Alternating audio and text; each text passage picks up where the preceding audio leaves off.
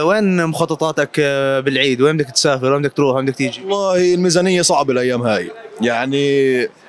بالبيت وين نروح؟ حسين بلد وين نروح يعني؟ مش مخطط سفرة؟ والله لا طبعا، بهالأوضاع الاقتصادية لا سفرة ولا أي شيء.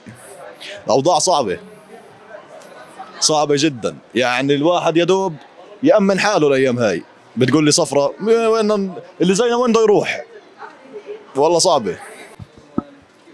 كل عام وانت بخير. وانت بألف خير يا رب. شو تخطيطاتك للعيد؟ وين مسافرة؟ وين رايحة؟ وين جاية؟ كمل بالشغل. كمل. لا ما في أي مخططات يعني، بالعيلة وبالشغل هيك يعني، ما في إشي حاليا. شش. يعني هي يعني كل سنة هيك احنا يعني نعطي يوم للعيلة وباقي الأيام لشغلنا زي هيك. مش زي الناس الثانية اللي بتخطط بتطلع تركيا على مصر. لا لا لا لا لا لا أبدا، هاي بعد لسه 50-60 سنة لقدام. بس نموت. وانت بألف خير يا رب، الله يعافيك.